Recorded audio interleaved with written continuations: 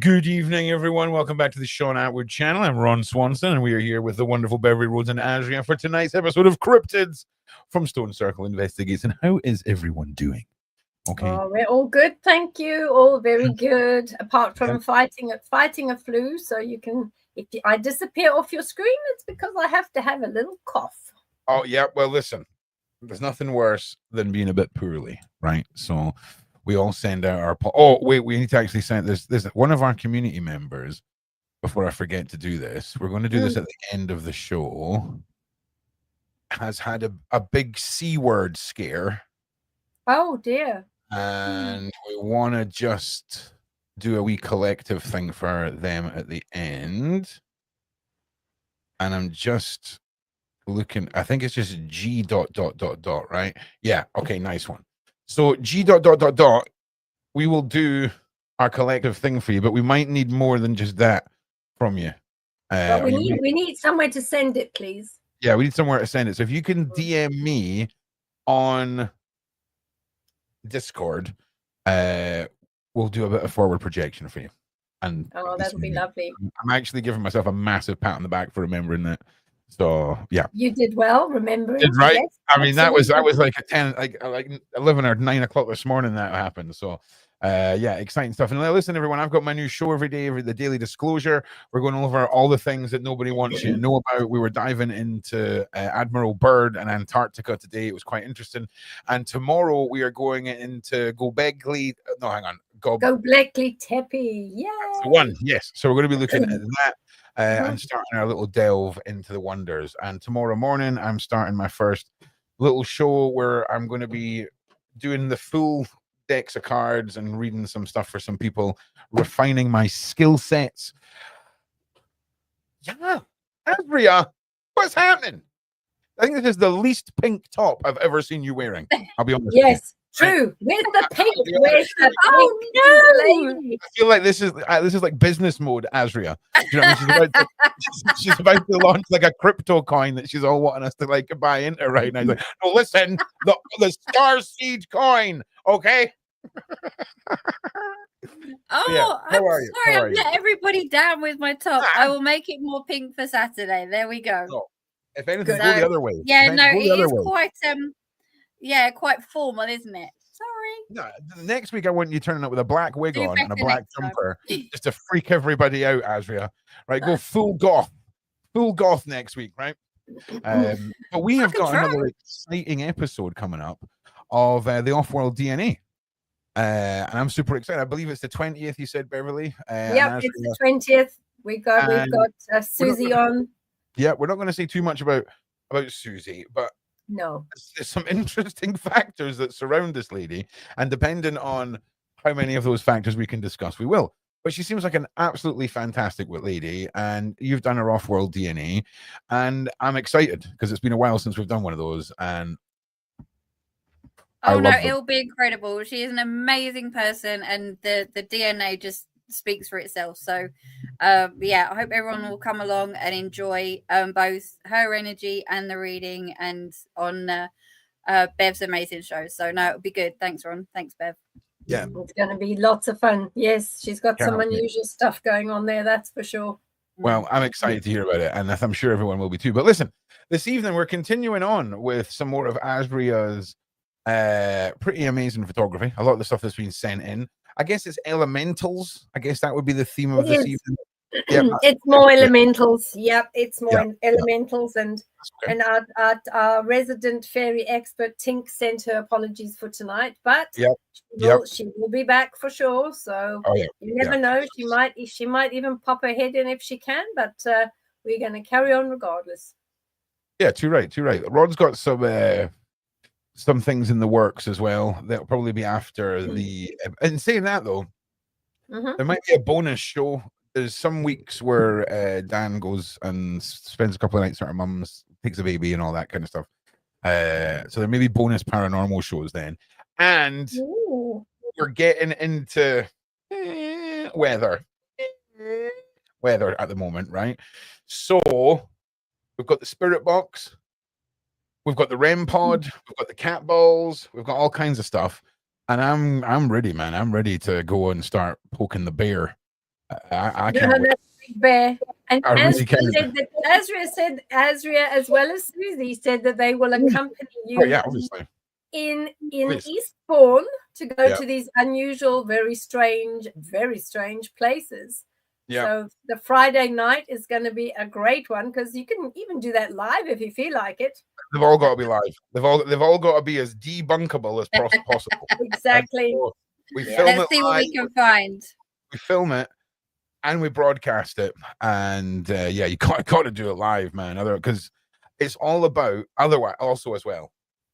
You get a very comforting blanket knowing that like 500-600 people are all witnessing if anything goes wrong, and the mods all have the address of where you are, so that if anything goes horribly wrong, we can all dig you out. You've got that emergency service on you.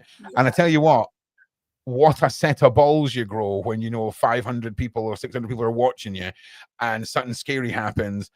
There's stuff that you'll do when people are watching that you just won't do if you're by your, because I'm telling you now, like if I'd been by myself in that graveyard, I probably would have ran out screaming, right? But the fact that you've got people witnessing you, and you just got to suck it up, man. You got to suck it up. So you are funny. It's good. But Eastbourne will be good. Be really good. It is, it is. Well, before we get started, the wonderful community on Discord, and I do believe it was Lou again, right? Let me just double check that. 1 second, please. Is that Linda Lou? Yeah, Lula Bell, okay. Lula Bell, yeah. She was the wonderful community member who spotted the fairy in the background of my live stream. And she's done it again with one of Danny's live streams. Now, let me just turn the sound down because the sound is creepy because it's on slow-mo. And someone will think that there is a possession taking place in their home. Right. Okay. So here's the first bit of footage. I can't remember where it happens on this one. Yeah, there we go. There it is. Coming across from this side. And right the way across the living room. I'll play that again. Will I play that again? Are you going to play again? Or are you just going to, what are you going to do, technology? It's just going, not doing it. Yeah, it's just breaking. Hang on a second. I'll play the longer one, and then at least we'll have something to look at if it decides to break again. Apologies, everyone. It's these weird files that are produced on Discord that don't play in Google Chrome. But it's circled here. You can see it moving along. Yeah, there it is. And there it goes. Yeah. And it should, there we go again. Look at that. That's crazy. Because if that was in front of Danny, right, you could write that off as like a tiny, tiny, tiny, tiny, tiny fly. You know when something's so small and it's so close to a camera lens that it just diffuses into a white kind of mess. But that is clearly behind Danny. Yeah.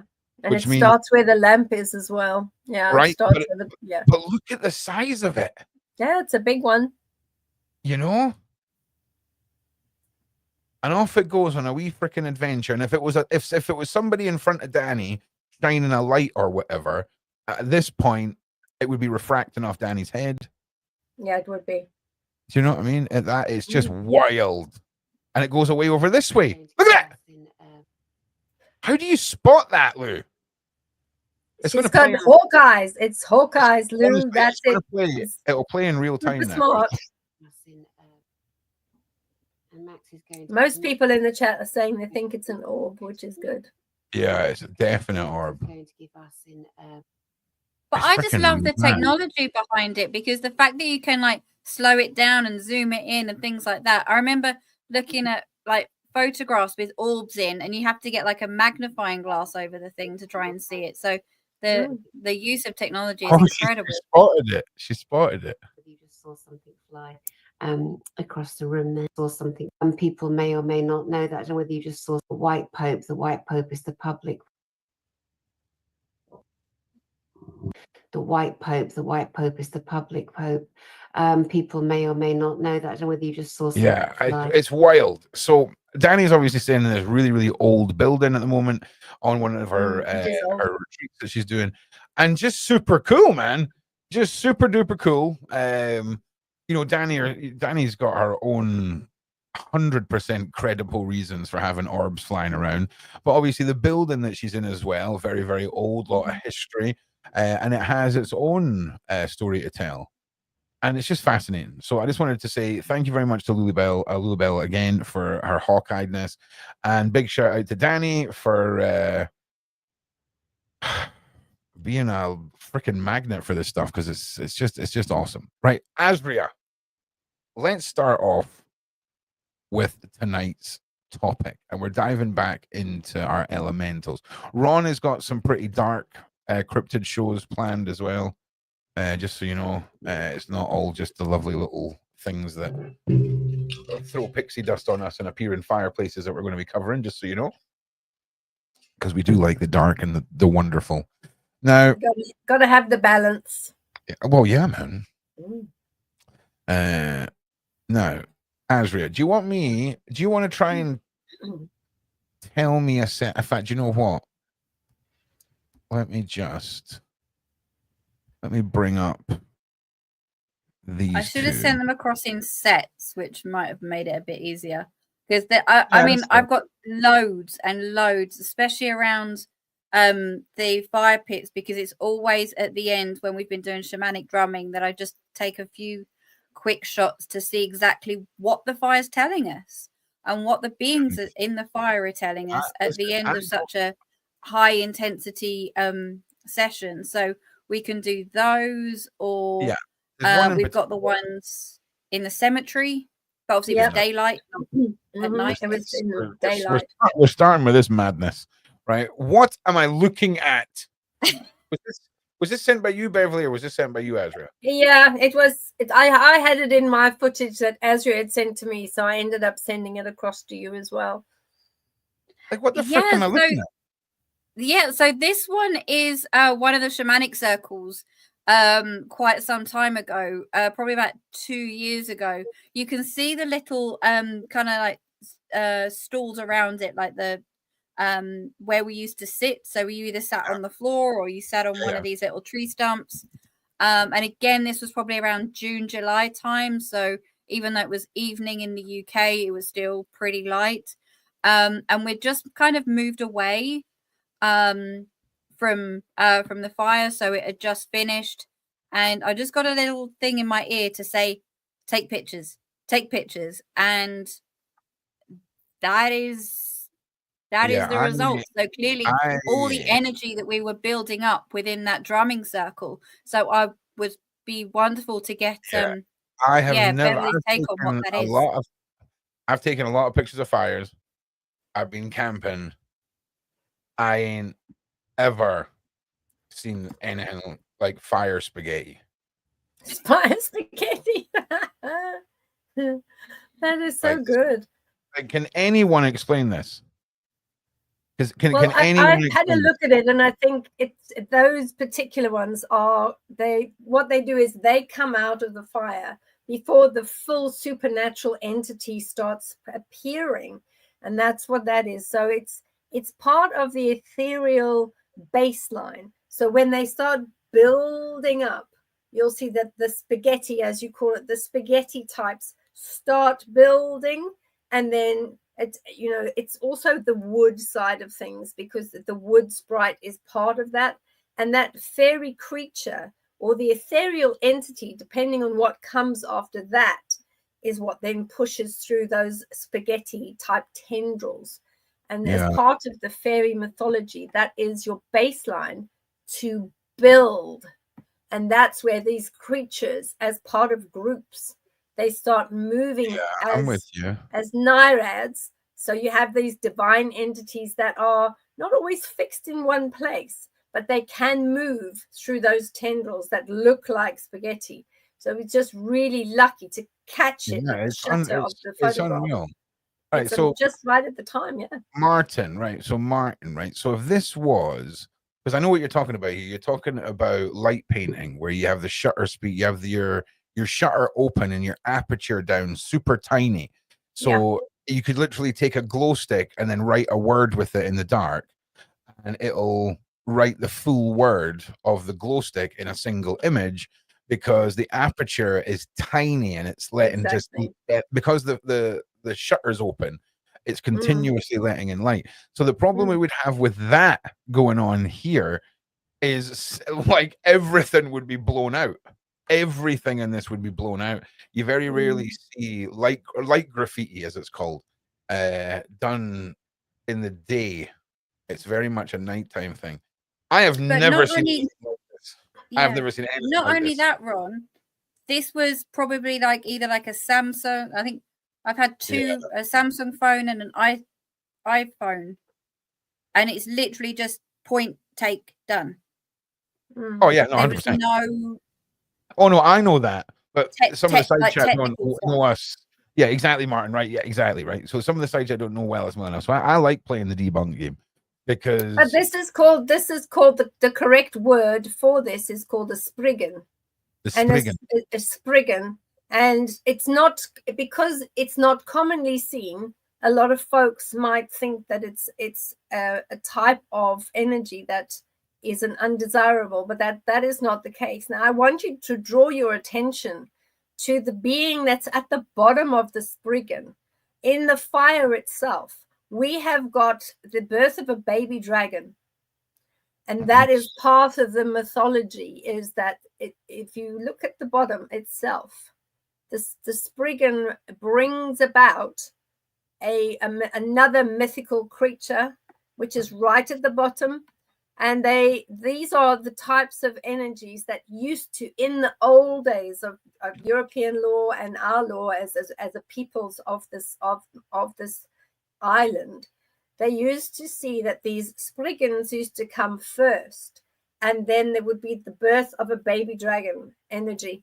And if you have a look at the way that this conception is moving forward, is almost like where this deity is starting to move as a fire sprite, but also moving through all the embers and taking the form. If you look at it very closely, you'll see that you can see right at the bottom where near where the stone is, you can see its little head is resting.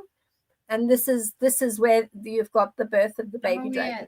100% see a tiny bunny rabbit right there. Yeah, it looks like a rabbit, but that's is that what we're looking at? We're looking at that, and we're looking at the other one next to it. So we've got these two, and then it's got its little hook, wing as well, trying to come forward. And that's why the spriggan would come. So the spriggan comes before another little creature has been allowed out to play. And then to the left, you've also got the residue. If you look, you'll see lots of little white dots everywhere. And these are the white dots, show the energy bursts that are coming out from the fire. It's coming out from the fire with the spriggans, with the birth of the baby dragon. And then you'll have a look to the side. And as it's pushing out, that energy is moving.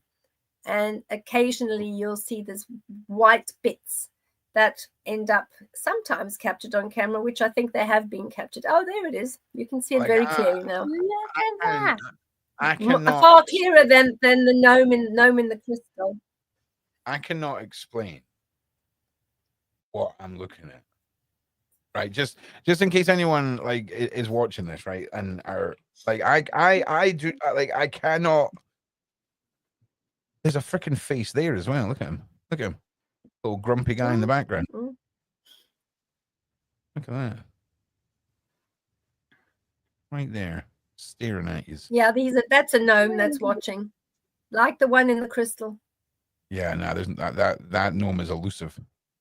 I'm telling you now, this could be the most unexplainable thing I've ever seen on a photograph. This Spriggan, like, it does not make any sense what I'm looking at. Amazing, it really is. It's a really unusual one, and if you widen the view and have a look in front of where the fire is and where the Spriggan is moving out, if you have a look at some of the area there and see if there's any white energetics or any small plasmoids and things that are on the side, I think it would be further out towards where the pallets are. You might be able to see some there as well. But you can play with this photo a lot to see as much of the narrative for the beings that were around at the time. So I would imagine that fire circle must have been a wonderful fire circle when you were drumming. Mental. Yeah. Like I've never, like I say, multiple hundreds of camps, wild camps, all this stuff, like cameras set up for like recording over half an hour to do B-roll, and you speed it up and the fire burns down. Nothing. You get the sparks, you get little sparks coming off, sure. I think one of the things to add to that, though, Ron, for yourself and the listeners, and that I think is very much the case of asking, because remember, there's an element of free will there as well. So I think, and Beverli, please correct me on this, is that when we were drumming, and just sort of following on from Beverli's point there, if memory serves, as I said, with the drumming circles that I go to, there can either be anything from like 4 people to like maybe 24 people. So for drumming for literally 2 hours constantly, obviously does help build.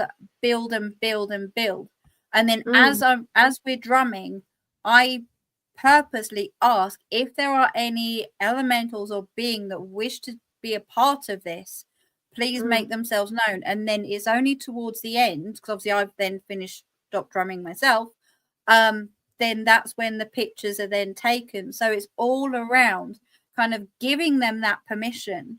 And sometimes within the songs that we sing towards the end, again, is that kind of like appreciation for Earth, for the elementals. So they're very much picking up on, I believe, kind of those that energy from those old.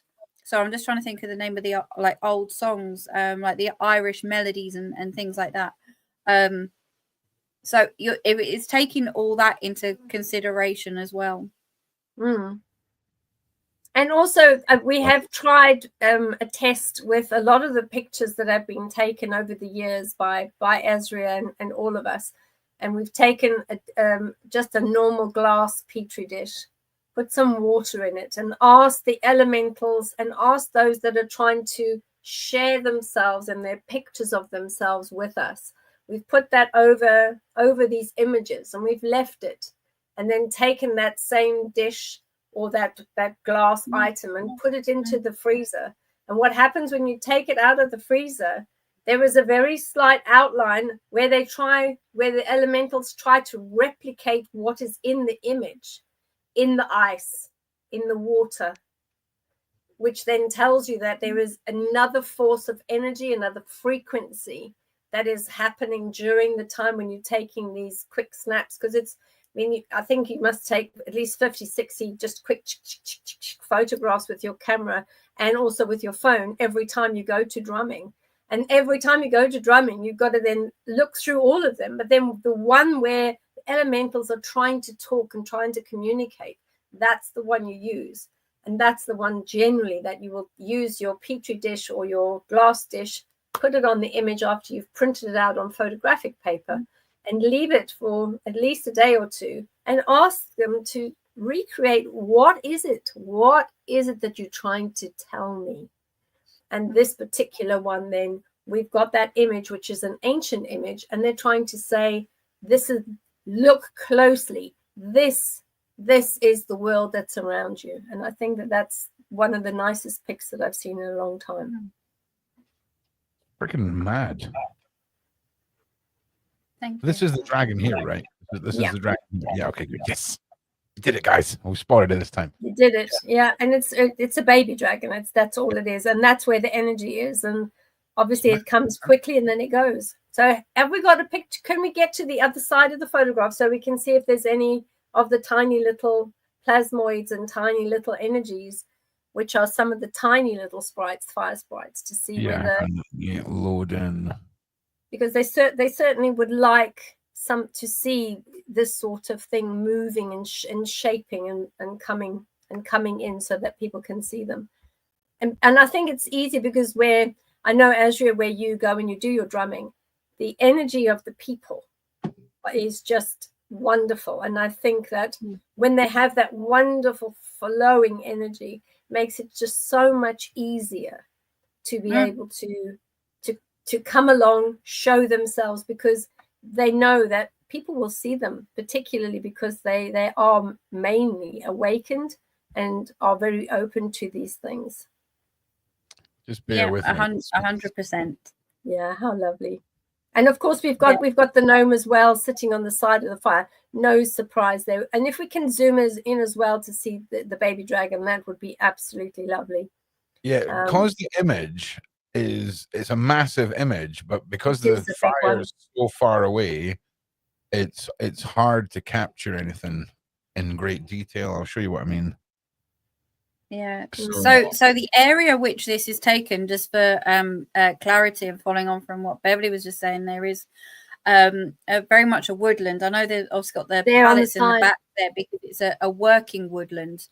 And I've been drumming there for about 5 or 6 years with this particular group, but they've been in total drumming in this particular spot, minus the pallets, for about 10 years. Wow. So the fairy folk and elementals are used to seeing you in that particular. Oh, look, there's some funny little lights on the side. And if we've got the gnome sitting on the side there well. On the right-hand side, there's the gnome. What's all of this? That's them. You see all this? Yeah, there we go. That's what I was trying to say to you. Have a look. So darken it and you'll see it's a whole story. There's a narrative. There they are. There's a whole narrative there that is right. Creating.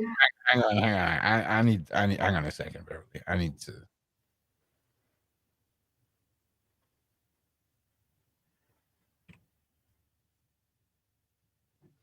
That's very cute. See here, that is in front of that stool. So you got a stump here, right? And you got this. That's what we sat on. Yeah. So it's not something that's on this tree. It's not like a berry or a flower, because is that another bit of it there? And then it's here and here. But what I don't understand is why is it lighter? Like the darker I make this, the more this just wants to stand out. Yeah, and then you've got one with wings flying as well, the one in the middle there. Yeah, this one. That one. Yeah. But this should just fade into the black. It's because you remember they vibrate at a different frequency. It's because they're freaking. They look like they're glowing, mate. Yeah, they vibrate at a different frequency. Yeah. It's freaking crazy, Bev. It's a fantastic picture, really, Asria. You're just so lucky that you were able to experience that, really. And then in the front here, you've got some unusual stuff happening here, right in the foreground.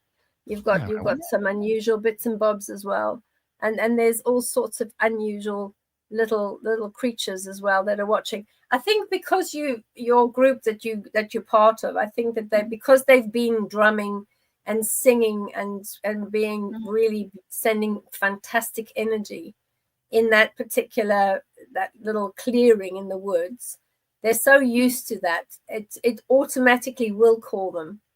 And because they know for 10 years they can participate in the sharing of energies and having a wonderful time. I mean, fairies and gnomes and elementals, they love a good party. And the fact that there's pure energy coming their way, they definitely would want to come to the party. Yeah. I mean, this is one of many. Yes. This is one of many photographs. I mean, it was very difficult to choose. And again, I just asked which ones would be good to bring forward. And thank you so much, Beverli, for sharing all of this knowledge about it. Because, I mean, I only saw one bit, but to see, as you're rightly saying, that whole story coming together is incredible. It's so cute. It's so cute.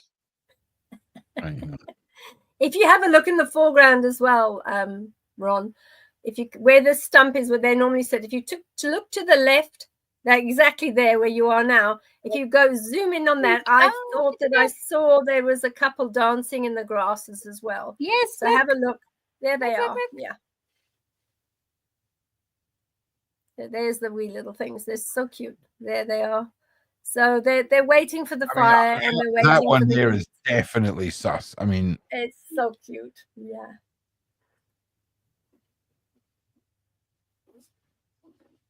That's nuts. There's so much going on here. It's a very, very busy, very, very busy picture.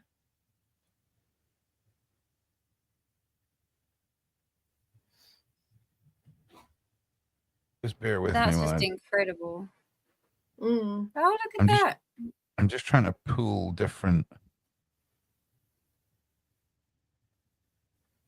colors in and out, and it can sometimes just make things stand out. Remember also Spriggans, in days of old, Spriggans were known to work in conjunction with the dragons, the dragon folk, all different types of dragons in all 4 of the categories. But also Spriggans were left to be protectors of the treasure. So for some reason, this Spriggan that's come in this fire believes that this energy of 10 years, the 10-year energy in the site that we're looking at, was a treasure. So not gold or silver, not precious stones. Oh, that's dead cute. I like that. Yeah, you've got another one. Yeah, there. Look. There's the other one. There it is. Oh, wow. Look at that. See, I don't know what this is, right? Like the flowers on the trees here, they're all pink, pink, pink, pink. And then once we get a bit of shadow cast on them, when we've altered the color, it's discolored a little bit. But this looks like it's just in the foreground. Looks like there's something in the middle of that. So let's go and have a look and see. But to the fairy realms and to the elemental realms, you know, a place that feeds them and feeds them positive energy, like a gathering like this after 10 years, you would get a Spriggan, because a Spriggan is there to protect the treasure. Yeah, that's a fantastic thing. All of these things here are sus. I'm sus about all of them. Don't know what they are. But look, there's a lot of these images. Let's jump into the next one, right? And let's go with. There might be another fire one. I don't know. Let's go. But yeah, as I said, within every so often taking pictures, either during the drumming circle, this was the other one, or after the drumming circle. So there's a whole library, but I wasn't too sure about this one, so I'd very much appreciate your take on this one, Beverli. Well, we've got some eyes in the forest to the right hand side. If you go to the right and then just go up to, and now go pan right, you'll see we're in line with where the fire is. You've got a little being on the right hand side that is watching. Here? No, just a little bit further. There. No, up again, further to the right. Oh yeah, where you were before. Yeah, have a look and see what is. I don't know what's in there, but yeah, there was. This is the same site, isn't it? Because you've got the pallets. Exactly. Exactly the same site. And whoever was the main drummer, got to sit on the pallet of the throne pallet at the back. Oh, there. how lovely! That's wonderful. So how many skin drums did you have calling in the forest that night? Was there 10 of you? Was there more? How many were drumming that night? No, that one was a little bit more winter, and obviously the numbers sort of dwindle slightly in the winter. So that was probably winter last year, and I would say about 10, between 9 and 10 people. Nice. So it's very rarely that it went under about 7 people. But when it did, that was right in the middle of winter. It's probably really cold. Sadly, we've got that ventured out, but that weird thing that happens on digital cameras where it all starts to go a bit like an oil painting. You can see all the colors kind of merge in. So I'm going to skip past this one because it's I wasn't 100%. It's not it's not the image. It's not what's going on in the image. It's just how it's being captured and like what is going on here. Yeah, there's another green fairy. The green fairies like it, and this is the beginning of the phoenix as well, coming out of the fire. Yeah, Asria, which you should be able to see, and then you can also see the golden bird of happiness, which is on the right hand side at the top of the fire. You can see the little bird, and you should be able to see the phoenix. Hang on, let me just. And then you've got the green fairy as well. Let's get everything in frame. Yeah, there's the bird so and the standing phoenix, right on the log on the side is the bird. Yeah.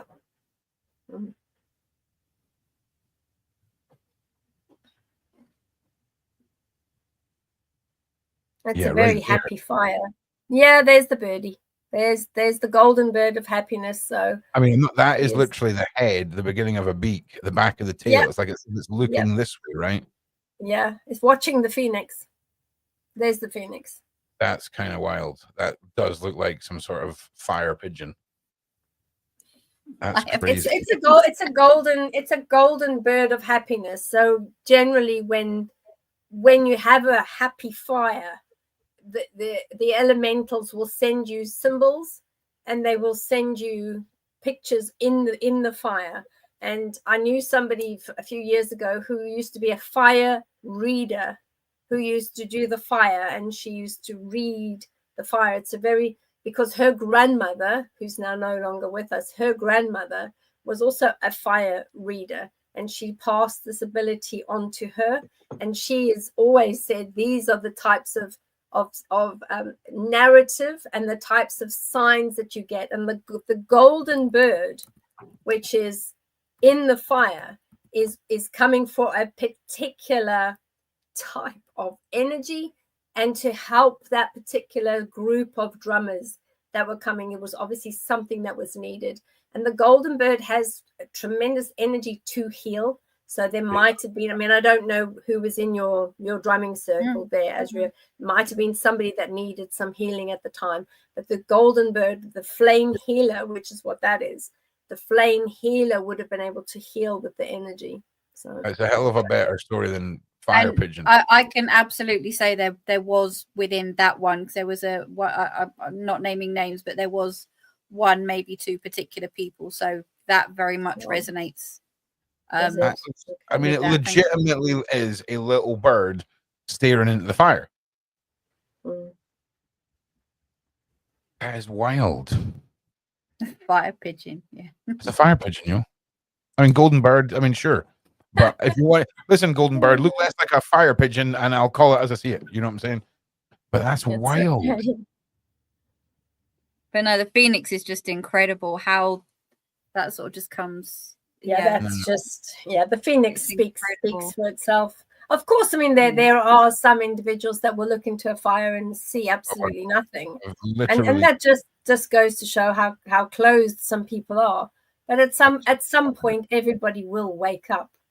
You know, and everyone will start seeing, and then those individuals will be able to see the beauty in what everyone else sees around fires, around elementals and cryptoids and all these beautiful creatures that are around us, that live with us, around us, but some people just choose not to see them.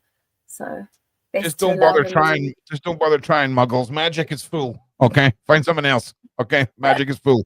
No, but it's wild. Well, yeah, that's another great shot, Asria. You are the freaky photographer. 10 out of 10. The freaky photographer. There we go. That's a beautiful one. I'm telling you, bro. Like, it's not you. If you went out and you were like, "Oh, I spent 8 days trying to get this shot," but you're just like, "Nah, the voices in my head tell me to take the pictures, so I take them." Nice. You got a little green fairy there on the side, and then the phoenix has got a face as well. I don't know if you can get really in close, but you can actually see the face in the phoenix. It's extremely clear. Okay, hang on, let me just.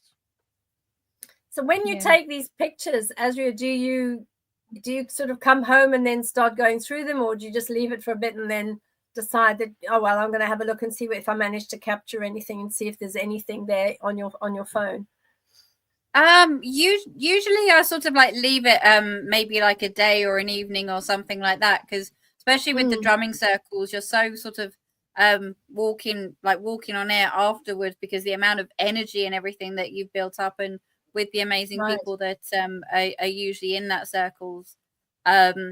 So, and also again, just maybe putting it on a larger screen, obviously with sight and things. But I always trust, as Ron said, with the kind of like my guides, if they say sort of take a photograph, there you go, that's it. Because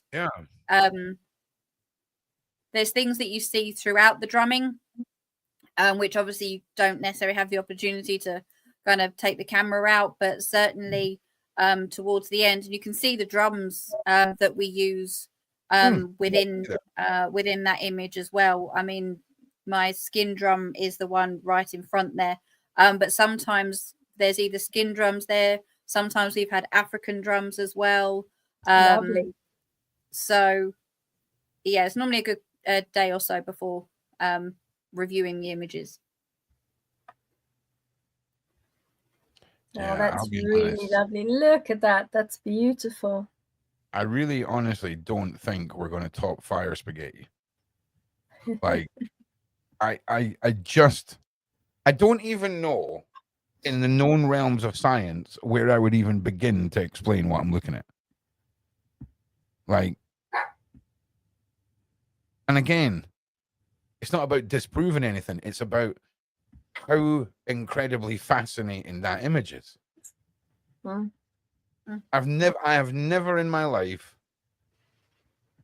seen anything like that from a fire ever. It's mind blowing. Now give me 1 second, because I imagine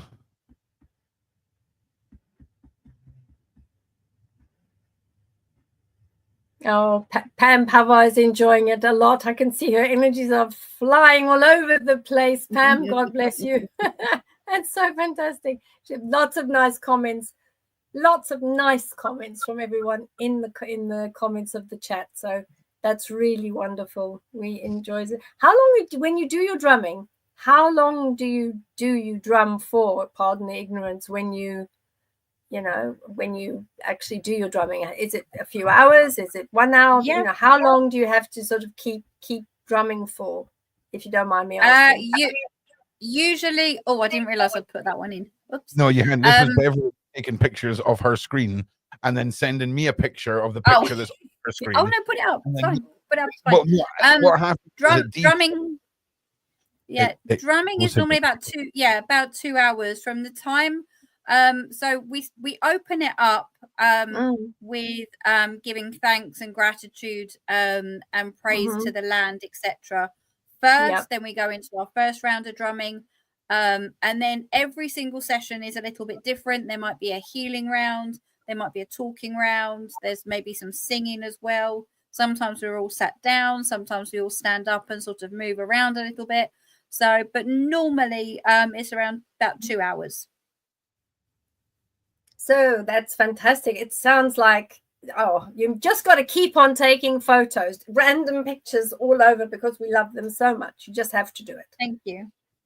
This was sent in by a viewer who sent it in, and who was walking in the woods, in the forests, and she was walking, and then she took her camera, which was just a normal phone camera, and she asked about spirit animals and entities in the woods. She was on her own, and her story to me was, she said, I just looked down because I had this feeling to look down and take a photograph, and as she looked down, she said she thinks it was a bear or a fox.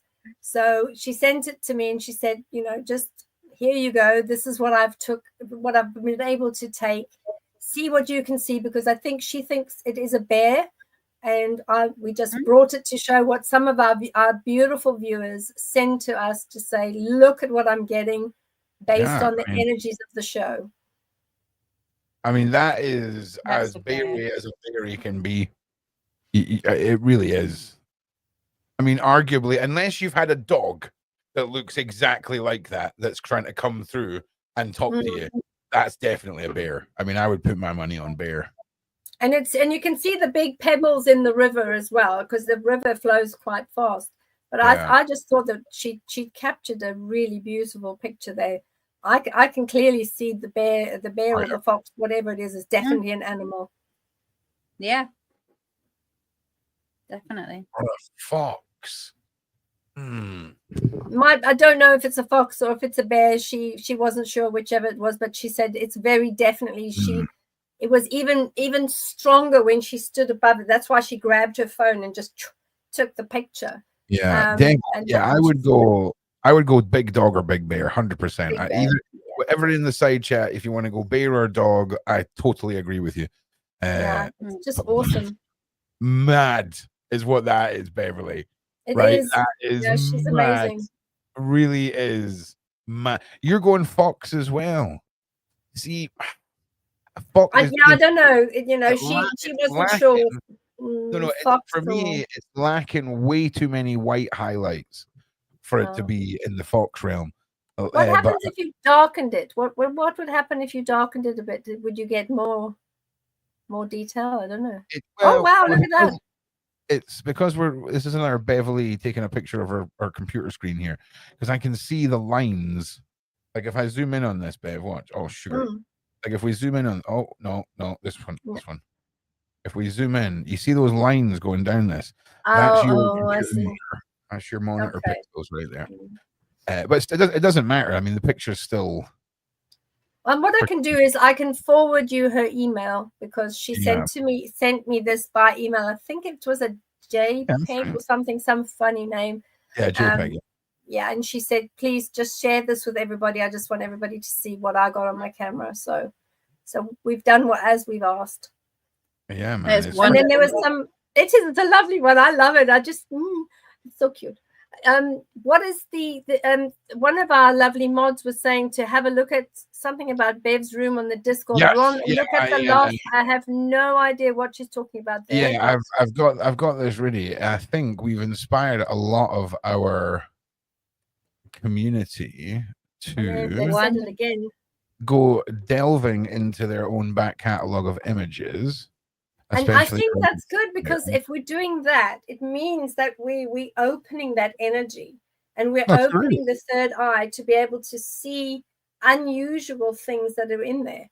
So, look there. It was down here. They wanted us to take. Wow. I mean, that definitely looks like a little fire person. It is another fire person. Wow. Fires are amazing energy hubs. So yeah, this is incredible. And it looks very much like a family event, like a family sort of fire pit scenario. Good vibes, all that kind of stuff. That's an interesting little bit. Eating the marshmallows. Yeah, that is interesting. Now, give me a sec. There's another couple. We can pull these in and see what people think. These. Wow. Let me just see, what is this? Yeah, everyone's kind of agreeing. Everyone's kind of zooming in on the same spots on this.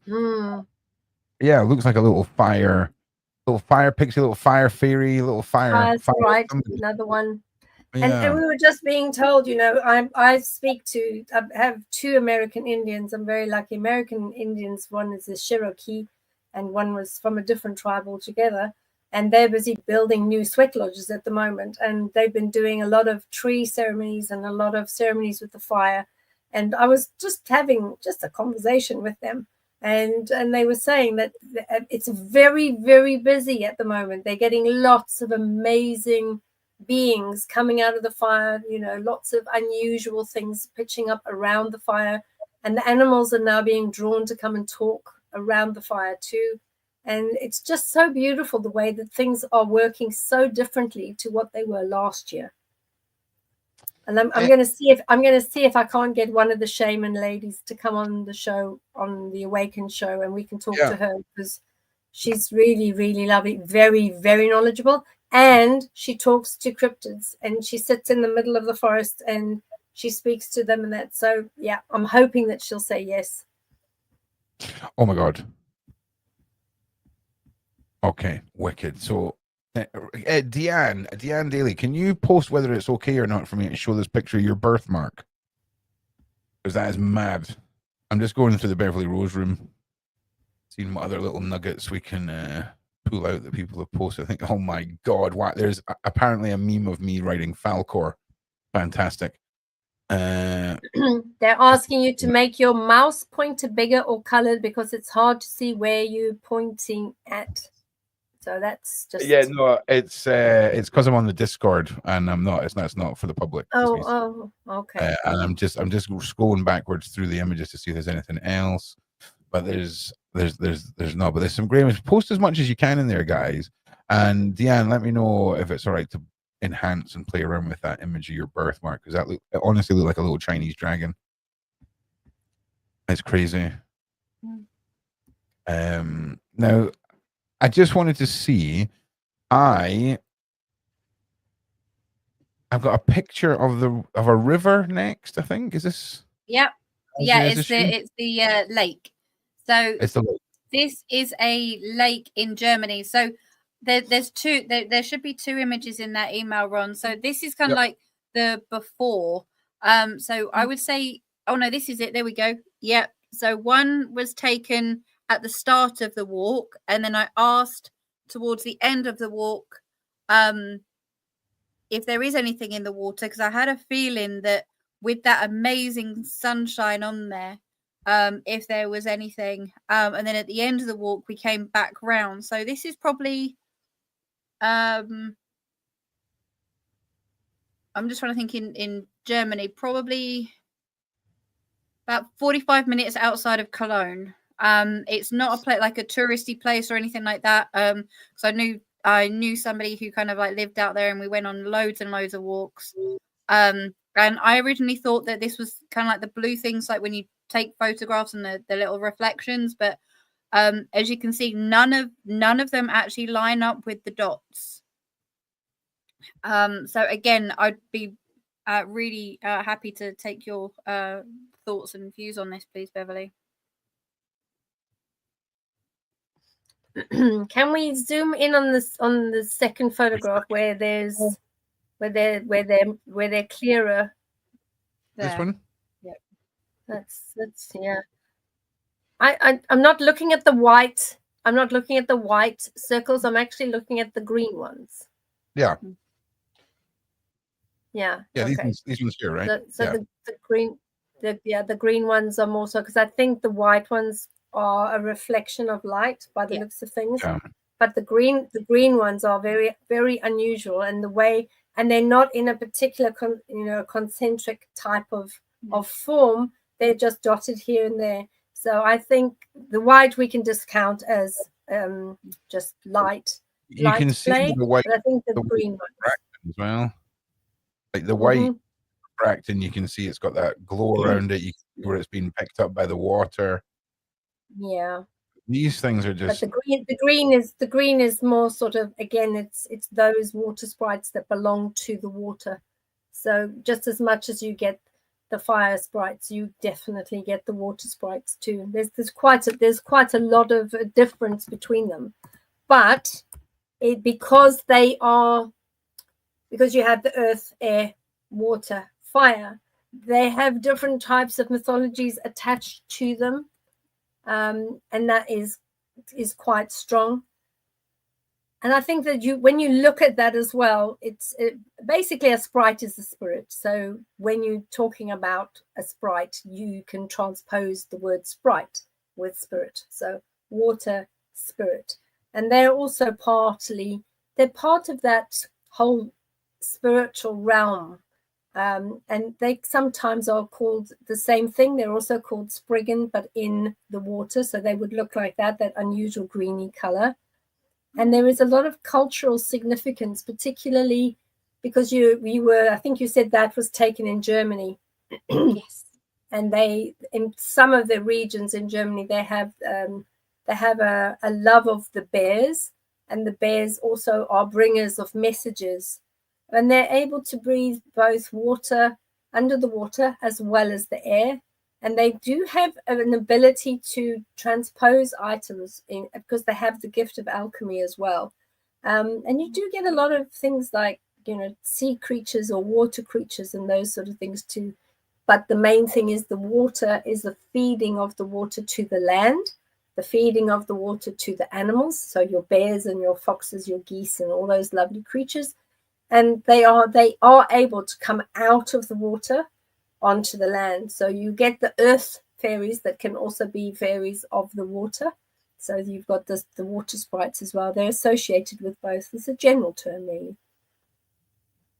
Yeah. Oh no, thank you so much for confirming that, because it was always one I wasn't too sure. So that's amazing. And as I was saying before, where this was actually taken, it's in a really rural, remote area. You do get a couple of walkers, but it's not sort of like filled with people. I'm sorry, I should have actually double checked the name of where this was, but yeah, I would say it was about 45 minutes to an hour outside of Cologne. Yeah, and there was one or two other images shared as well, but it was beautiful. It was so serene, so quiet. This was a lake, and you could see, I think, some of the mountains in the background, and it was just so serene. And again, was asked if there is anything here. Is it okay if I could capture you? And again, I took a few photographs, and it was only a few days later that I was sort of like looking at them, looking into them. And at the time I was like, well, where shall I take? And just being guided by my guides as to where, when, how. But just that amazing feeling in this place was incredible. Well, I would like to ask you ladies something, right? We're going to watch a little trailer in a minute, right, for my new podcast, right? But before we do that, have either of you heard of Stanley Milford Jr. or Jonathan Redbird Dover? Yeah, very vaguely though. Not. I don't know the full background. If I showed you a little picture here, jog some memories. So these two gentlemen are employed by the U.S. government, and their job is to investigate all the Native American cryptids. And they cannot explain what they do in their daily job. Like they're flabbergasted. I mean, they are Native Americans themselves. And this episode of Unsolved Mysteries, the great show, right? So Stanley and Milford Jr., Jonathan Redbird Dover, worked as Navajo Rangers, helping to protect the land and resources of the Navajo Nation. I'm saying that right? Navajo, Navajo, right? Yes, that's right. Okay, good. Thank God. A sprawling area of the American Southwest, the size of West Virginia. But in the year 2000, they were tasked with investigating a series of paranormal cases that grew in size and scope, leading them to believe that the mysteries they encountered had common roots between them and a history of the Navajo people. And I'm telling you now, it is one of the greatest watches on paranormal stuff ever. This is basically, do you remember the X-Files? This is Mulder and Scully. This is the genuine Navajo Indian that you're looking at them. This is them here. And it's amazing. And we're going to we will in a future episode delve in to these guys. But somebody in the side chat had mentioned some native cultures, they don't like discussing the cryptids. They don't like spreading the knowledge of them. But for me, I mean, it seems to be they have a much more balanced relationship. I mean, especially with, I'm not going to say the wrong word. What is the big hairy guy with the big feet? What's the proper name for him, Bev? No, that's fine. You can call them as you do. Most people don't know what they get called anyway. So yeah, so that just so you know, there's a proper name for Bigfoot, and apparently you get quite upset when they get called Bigfoot, which is fair enough. Do you know what I'm saying? It sounds like if you just called me Ponytail or something like that, I get it. Or Yum Yum. Little Yum Yum. Listen, Little Yum Yum's going to be the thing of legend. Okay. So we've got Redbird. Redbird is Jonathan. So Redbird, that's his tribal name. Jonathan is called Redbird, isn't it? The other gentleman, I haven't really done much research into him, but Jonathan, mainly because of the two tribesmen and the two separate tribes. The shaman are saying that, you know, these two are accepted as those that would be investigating. So I think that's really good, and that they do have the level of respect that is necessary, is the other comment that I'd had. I personally haven't come across them, but I have definitely spoken to the different shamanic leaders of the various tribes, and there are spokesmen that are chosen to be spokesmen, and you know, they're very careful who they allow to speak to the authorities, because a lot of their traditions and a lot of what they do moving forward is still quite secret and sacred, and that sacred connection is very specific. And, I mean, there's keeping things sacred, and then there's witnessing what the lovely people that came to their land did. I mean, there's wanting to keep things sacred, and then there's like, nah, mate, these guys are at it. Share nothing, and I get that. I wouldn't be letting any of the mystics of anything going. I mean, you just gotta look at what we did to the buffalo, man. I mean, yeah, that's sacred, Shane. That's okay, so listen, we're gonna take 3.5 minutes to watch Ron's little trailer here. I'm posting a link to a Discord server that is part of this movement. It should be in the description as well, but the mods will keep spamming that. It is a Discord that has been set up for a very special announcement that is happening on Thursday at midnight, the day before the new episode and the first episode of the podcast launches. I'm going to play this trailer for you guys, and then we're going to come back. We're going to come right back. Fantastic. Thank you, Ron. But you just need to give me a second, because I'm not 100% convinced that playing it in 4K is going to play. So just give me 1 second. We might just be better off with... Are we staggery? Are we jumping about the place? Oh, actually, wait a second. 1 second, everybody. Ron is being a silly boy. 1 second. It's been a very long day. All right, so everyone can just give me a second and relax. All right, this one. There we go. That's why. That's what we went to uni for 8 years. Do you know what I'm saying? They're right there, knowing how to drag a file into a freaking web browser. All right, so please stick around. We'll be back after this. This is my new podcast on Friday. The wonderful Beverli Rhodes and Big Homie and myself. Please stick around, and we'll be right back once we're through this trailer. We might have to mute ourselves as well, ladies. It's not going to play like the intro, please. Okay. But here we go. Let me take the banners off, and let me take this logo off as well, because there's probably some text it's going to cover. Dun, dun, dun, dun, dun, dun, like this. All right, we'll see you in 3 minutes.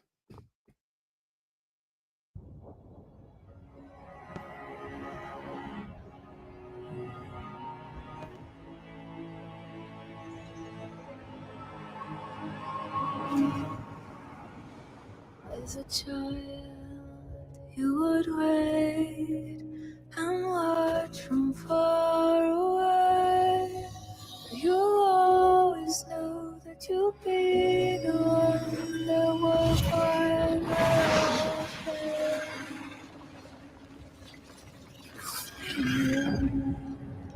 you'd lay awake at night and scheme.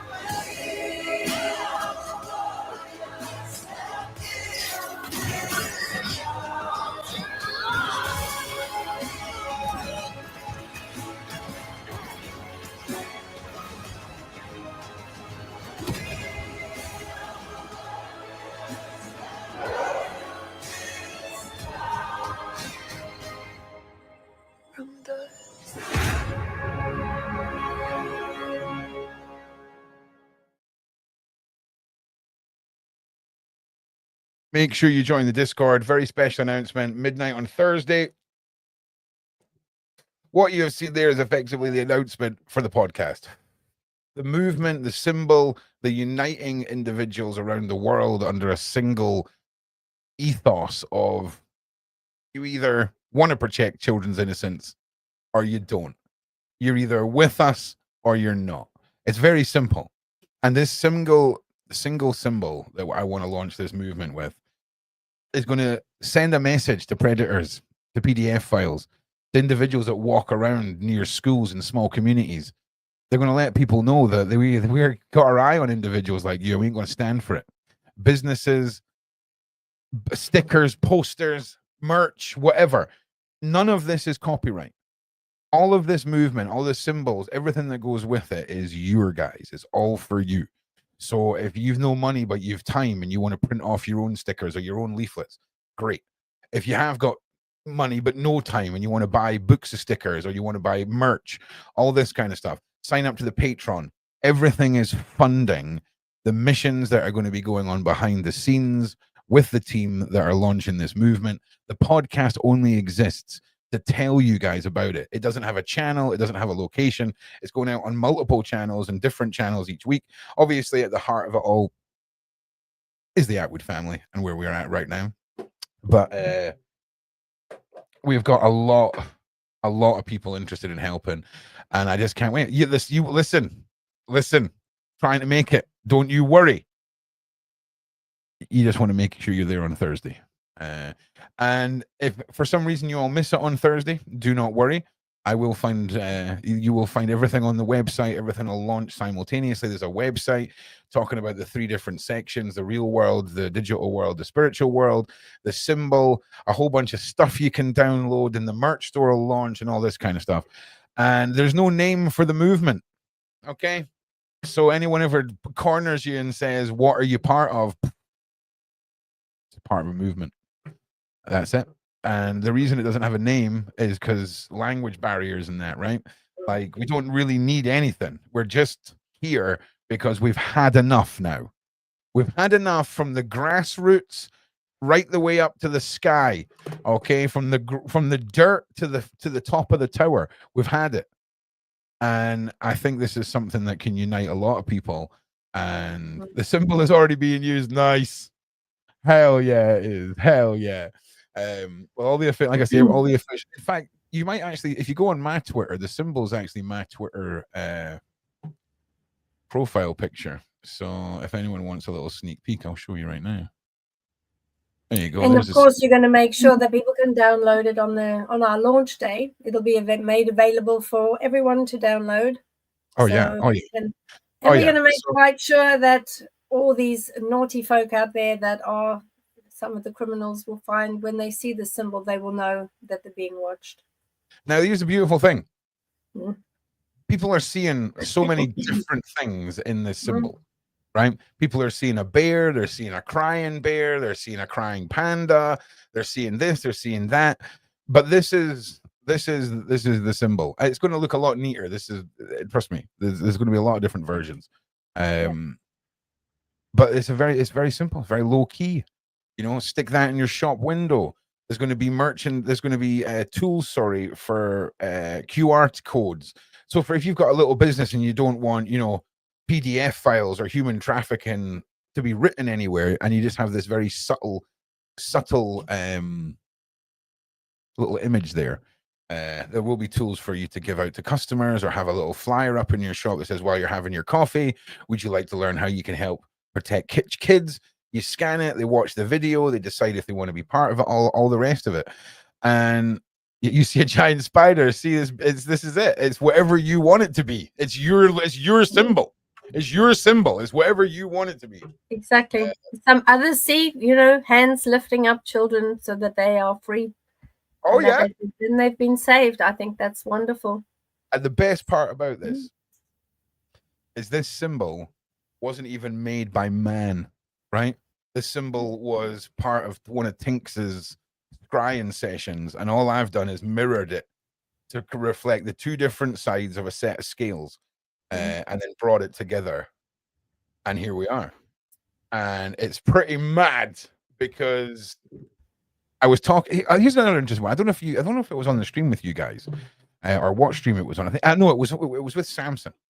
So ice baths, Beverli, right, had become quite a trending thing, right? And obviously, there's a lot of proven science behind ice baths and dunking and why it's quite good for you. Okay, but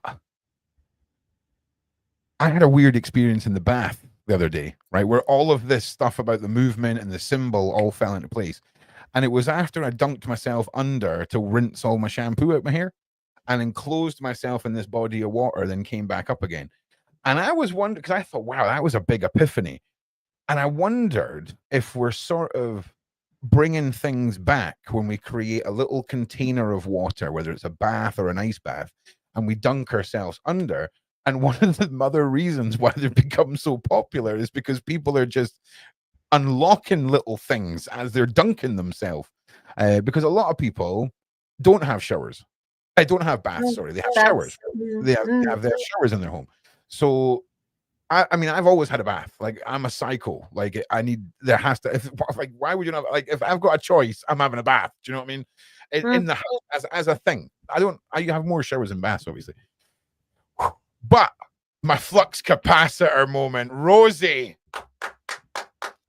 I just want to say, right, too few people know about Back to the Future. And if they ever remake Back to the Future, Rosie, we need to take it down, okay? We need to track down whoever thought it was a good idea to remake it, and we need to sort them out. And I just wondered, Beverli, if Duncan and this, because we look at the Christians and the baptizing, right? It's kind of a similar thing, right? It is. So I just wondered, is there something to little contained bodies of water or natural bodies of water that when we dunk ourselves under, because, for example, when I was a kid, or if I'm at the beach and I'm swimming at the beach, I don't feel that. Or if I'm at the red, but maybe I'm not, maybe it's because I'm not thinking, maybe it's because I'm enjoying myself at the beach and I'm not saying, hey, I'm dunking for a dial up. Because when I was in the bath, I was proper in focus mode. Do you know what I mean?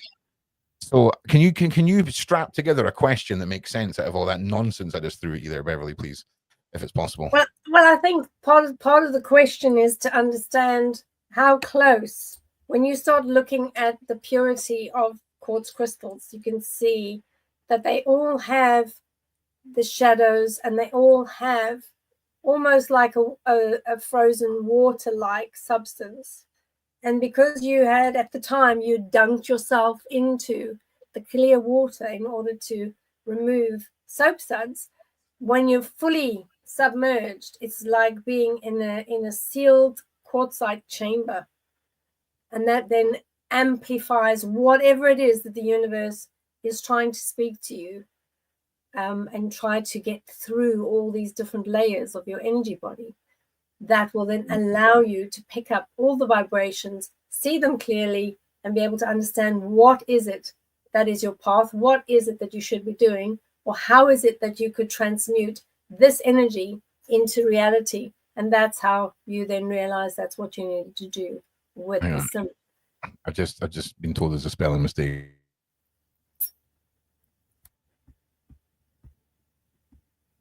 So we've got about 12 questions at the moment. Shall we move to some of the questions? Ron, would you like to do that?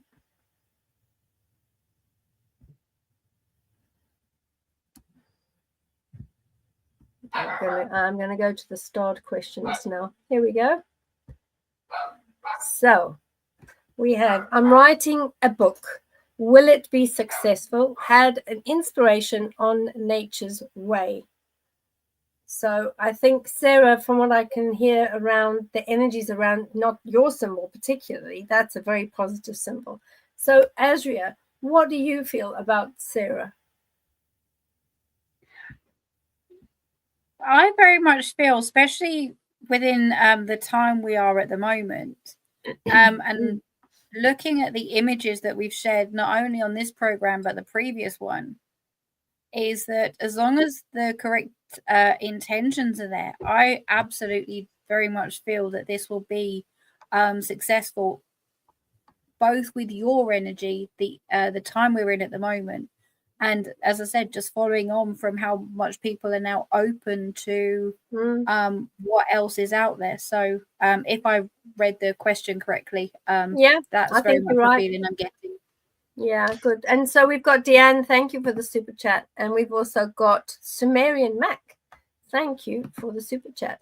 So we've got another one from Pearl. I just started watching a podcast about spider crawling Bigfoots, or Aloan, which is what they prefer. Oh my gosh, I'm actually starting to think that the Harry Potter world may be real. Listen, if there's Bigfoot spiders, I'm out. Just so you know, like I'm going right back to just vlogging about, I don't know, pop culture or starting a bacon channel. I'm having nothing to do with Bigfoot spider hybrid anything. I'm out at that point. But just so you know, Bev, at that point, I'm out. Right? If any of the off-worlders, spiders are a bit scary. Yeah, I'm just saying, if there's an off-world spider race, I don't care if they're the nicest race. I don't care if they've got the cure for everything. I will fight good because There are, I hate to tell you, there are arachnoids. There are arachnoids. So all of you arachnoids can suck your mums. All of you. That's rude. That's I don't rude. care. Nah, you're going to have to walk into the couch again. No, I've got a spray that'll take care of you, arachnid. I've got a big spray. If you appear here, I will raid your ass, and that's you donezo right now. Okay, please don't take me to the arachnid. No, planet. We're not taking you seriously. I'll just have to smack you, and I don't want to. Yeah. Right. So Pearl says, if you pop a petri dish of water over a photograph and leave it for a while, then pop it in the freezer, the ice will form to try to mirror the photograph. How cool is that? Yes, Pearl, that's exactly what happens. Absolutely. Then we've got Agent Orange. I love that, Agent Orange. What a cool name. I can't spell Did any Inca, words. Mayan, Aztecs leave Earth on ships like the ones carved? Can they come back in other entities such as fairies? So, yeah, Agent Orange, that's a fantastic question. And when I've had a look at, particularly there was one picture of one of the Aztecs where you can see clearly he's sitting in one of the modules where he's pushing all the buttons and getting ready to take off. So I think that the common understanding is that some of those particular races had actually vacated Earth at the time with some of the crafts that came to fetch them, because there's just too much evidence. But I don't think it's a worldwide acceptance of where they disappeared to or how they disappeared. Most souls of individuals, when they go across into the other dimensions, yes, they can come back and they can utilize that soul energy from source to soul. They can use that soul energy to move to a different type of existence. So they can decide that they want to be in service to other races and come back as elementals and go and terraform all these other hundreds and hundreds of planets that are ready to be terraformed for other beings and races. So yes, they can. There must be some other aliens from other planets, bro. Like, there's going to be some interdimensional ones, Michael. I totally agree. But surely there's other life out there. There must be, right? So there's got to be. So I'm not saying you're wrong. I'm just saying we're both right. Because, come on. And then we were asked by Sue, do you notice the spaghetti fire is so much clearer than the grass blades in the same area? Yeah, because I was looking to see if it was long grass that was on fire. I'll show you exactly what she's referring to. No, the grass was quite short, and I can say that from sight. Well, you can see it. You can see the grass is here, right? Grass is here illuminated. Grass is here illuminated. Even if this was grass, right? Even if there was some mad clump of grass here, this ain't how grass doesn't just combust into flames like that, right? Grass is alive and wet. Okay, like it's just not. It's just, could it be a reflection on the grass? No, it's you can see here. You have heat reflection off of grass here, right? Oh yeah, you're right. You're right. I can see it now. This is mother fudging glowing. Okay. This is got clear indicators of different temperatures. This is this is weird. This is real weird. It's a good one. Real weird. Fire pigeon, fire spaghetti. It has been an interesting night so far. Now, what was the glowing bird called again? The love pigeon. No, it's called the golden bird. The golden bird. The golden bird. Yeah, that makes sense because I need to learn the actual names for these things. Not the pigeon. But pigeons are lovely. Don't diss pigeons. I'm not dissing pigeons. They're just they're doing their job and they're just got to come back and listen. I'm not being funny. It's only modern man that doesn't like the pigeon. There is a war museum, right? There is a war museum, okay, that has stuffed pigeons. That without these pigeons, we'd all be speaking German. Okay, facts.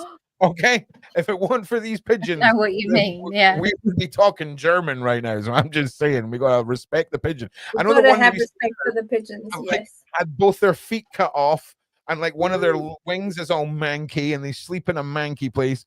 I get it, right? I get it, but you gotta respect the pigeon, man. You gotta respect the pigeons. So Rosebud is saying, Ron, maybe you and the ladies can look into Oak Island treasure. People looking for a treasure there for more than 200 years. Yep. Much spiritual things near PEI, Canada. It's them, Rick and Marty Lagina. It just so happens, Beverly, I know a little bit about this. And it is one of the most it's very much like a North American Egyptian pharaoh's curse story, right? Where everyone that goes to look for the pharaoh ends up unalived. Every single person that has went to look for this gold is no longer in existence, right? Wow. Many people have come close to it. And here's the thing. At one point, they find this deep thing called the money pit, right? It's like a big hole. But Beverly, this whole place has been designed so that if you go looking for whatever's there, there's traps everywhere. So they poured dye, like a bright colored dye, down into the money pit. And in six different places all around this island, the dye was leaking out of vents that were being cut underground and this huge tunnel system. Well, that's a sign in itself. Right? You know, I mean, it is just mad, right? This whole island. So we'll definitely do a paranormal episode about that island because it is. And I think also, you know, there's a couple of ones that I've worked on in America where, you know, Skinwalker's one of them and the blind frog runs. That was lots of fun. So because we've got lots of unusual footage from both of those, that if you wanted to use that, we could use that quite easily. Obviously we want to use that, Beverly. That was like, does a bear poop in the woods? That was one of those questions. Ron will listen. No, it goes like that's why you have a girlfriend. Okay, children, like the nicknames I have for my kids are like kidney and liver and things like this. Like I've got a bunch of kids. I'm definitely taking parts at some point. I'm just saying. But no, that's what wives are. Wives are the shields. Okay, you protect the kids, and if you have to, Operation Human Shield the wife. Okay, it's fine. Run, Danny, run. No, I'm just kidding. I just kidding. She's from Glasgow. She's from Glasgow. If anything, I just throw Dan at any attacker, and she'll just freaking West Coast their ass. So yeah, well, there we go. Bless her. So we've got it's me, Killer's Tea. What is the most memorable moment you have had with dealing with other life? Whoa, that's quite a good one. Asria, come on, spit it out. What is the most memorable moment? I can think of a few that come to mind for you, like driving in your car with what was on your bonnet of your vehicle. That's one of them, but I don't know whether that's memorable. I was going to say, where do we start? There was certainly the person who was possessed. So in the other room, a hand just reaching in and trying to grab my heart out, and I literally had to run for my life. A couple of days later, I absolutely dial it back. That was too fast. start again very slowly, because it sounded a lot like what you said was someone was in the next room and then they appeared and tried to rip your heart out your body, like Hum Num Shira from Indiana Jones, and you had to leg it. So can you just go through that again? Because I'm imagining. Please go through that story again, please. Ron is speaking out now. So I'll start off with that one, and then I'll talk about the people who were walking on top of the trees, and then we're in the back of my car trying to back of the car. I think that's the best story ever. Yes. So it was with a long-term relationship, and that person had been possessed by many different entities, shall we say, and they wanted me gone. So with all the various protections, these entities were very, very powerful. And even my dog at the time, who slept on the end of my bed, was barking his head off. Can we go into more detail, Asria? Can you talk about what the entities were, where they came from, why they attached? Because this is something we often do, is we just kind of rattle through stories, right? But these are real educational points, in my eyes anyway, because for a start, that must have been horrific, not just for you, but for him. Can you allowed to talk about this? Oh, I'm more than happy to, because I've just had a very nice conversation with somebody else and very much sharing similar stories. And I believe that knowledge is power. So when we're more aware of these things, not only myself, but others. Absolutely. I promise I won't interrupt you again, right? But because the side chat's going to lose it in a minute, right? So can you take us through that story? But can you take us through, like give us some detail, because this is fascinating. It really is. Yeah, absolutely. I was with a person for many, many years. We're going sort of 10 plus years. And one thing I will say before going any further is a possession can take, or does usually take, around 7 years. So within this time, within this sort of 10-15 year period, obviously the possession started to take hold. And then towards the end of the relationship, where we were obviously bought a house together, got married, or the rest of it, I started noticing some huge changes, not only within the energies within my house, but I also had a dog at the time, and they would be barking at I can see a lot, but absolutely, like within the kitchen there would be entities standing in there, and as soon as my dog started barking, they used to go away. I could be talking probably for hours, so I'm really trying my best to shorten this as much as possible, with providing the details as well. Let me hit you with some questions though. So these entities, these things that would come to the house, are they? Can you tell us? Are they spirits? Are they demons? Are they dimensional? Yeah, absolutely. Figure out where they were. Okay, interesting. Right, go. No, thanks, Ron. Yeah, no, that really helps with that. So cheers. The person who I was with was full possession, so they were demonic beings. They were demonic entities. They started off a couple of years prior with just a couple attaching to them. This goes really beyond kind of like a soul level acceptance of these beings within this particular person.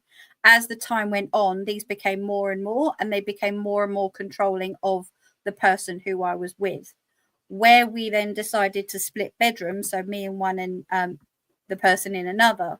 That is when they really started taking hold, and this person completely and utterly changed their personality. One of the things that I could very much tell was their physicality from one side of their face to another. In the Joker, when his smile just goes up like this, again, even if he wasn't smiling, you would clearly see that there was a pull. Was that on the left side? On the left side, yeah. Sorry, yeah. No. That's these matter. So and things started to get worse and worse within the relationship, and there was cheating and all sorts of things going on. However, this particular night, we hadn't necessarily got into a fight, but I think that was the time when, you know what, enough's enough. And the smell within the house had actually got quite bad, because these demonic beings really do set off quite a pungent smell. And I thought, you know what, no, I'm going to stand my ground. I've managed to stand my ground so far with my various protections. Most evenings I would have a dark, you know, like when, if you don't mind me saying, Ron, when you talk about Alan sort of being a tall, dark figure, I would have a similar one sort of in my room. And I thought, you know what, I'm in my bed, I'm fine. You can stand there and do what you want. I don't really give a whatever. I'm just going to go to sleep. I'm fine. However, for this particular night, when we were coming right towards the end, and at this time we were just about going into lockdown. And so that's when I decided that actually I had this one being standing in the corner, and it's the first night I saw its face. It decided that enough was enough, and I'm not even going to try and describe it, because it just sets me all goosey even now. So there was that one, and then there was one standing at the door, and then there was another one standing by the side of my bed. Before we go any further, so we will cut back to when you start seeing these faces. So is there characteristics of the faces of these creatures that define where they're from, or give you a signal as to if they're from or like a religious text or anything like that? Is there key features that define where they're from on their faces, or are all kind of demonic things the same, if that makes sense? I'm not 100% sure, so I would very much appreciate Beverly's answer on that one. Sure. I can only describe at the time what. I'm not asking you to. I'm not asking you to. I'm not too sure about that answer, Ron. Okay. Bev, is there identifiable marks within the facial construction of demonic entities? And I mean, obviously, I would imagine if it was interdimensional, it would be a species, so there would be species that would look the same, if that makes sense. But when we look at the biblical sense, right, and things like that, if we take, I'm not saying it is biblical, but for our conditioned minds, is there identifiable marks? Is there a consistency? And if there is, can you talk a little bit about it before we go back to, and Asria, we're going to pick up where you started seeing these faces again. I'm sorry. There are some. For me, this is there are some that are identifiable. Yeah. Okay. So there are some that are identifiable. Yes. Okay. And are they common? Would you say that they're identifiable because they're the ones that pop up the most? Do you think, or is it is it just as often that you get interdimensional as you would something demonic, or am I getting the terminologies mixed up? Like, is there a clear difference though when it's not an off-worlder and it is? Well, there is a very definite difference, and I think one of the main differences is the level of smell, which is quite clear. Plus, when you start looking at the various realms, there are different realms, there are different types of mystical demon realms themselves, and they're very clearly defined. And when you look at those that have been tasked in this lifetime, and others to be those that fight them or try to remove them, because not every problem has one of those realms behind it. There could be lots of other things too. But there are very specific items that we would then be looking for, because I did a lot of sort of demon busting when I used to live in South Africa. And because part of traveling in that type of spiritual realm, you get so used to having a particular smell, which smells like rotten eggs. They can be two different types. There's the lower realms, but then there's also the greys tend to smell like that as well. They're really quite pungent. Okay. Can I ask about the sulfur smell? A lot of people talk about a sulfur smell, especially when, like, if you were to go back to all of these weird poltergeist moments from the 50s, 60s, and 70s, there's a lot of discussions about this sulfury smell. And it seems to be something that's quite prevalent now as well. Can we touch just quickly on that before we cut back to Asria's story? Does the sulfur define something else? I don't know what with the sulfur for me because I studied theology for quite a while and ended up finishing a diplomas and all sorts of things in theology, and then I studied religion and then became a minister as well, which is something I don't use my ministerial aspects at all, but I needed to do that to understand what was I fighting, what was I going to be seeing. So when you look at Ephesians, you've got 1:13 and I think it's 3:10 and a couple of the others.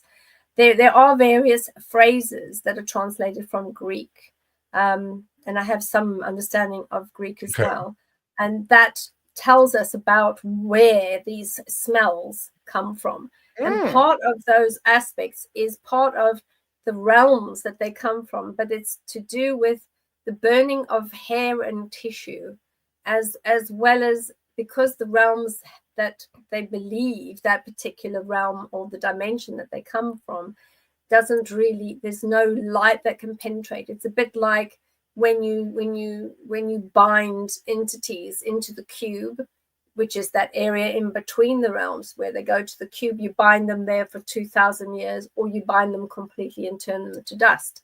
There's all those different opportunities, but that's that smell that you get before the binding.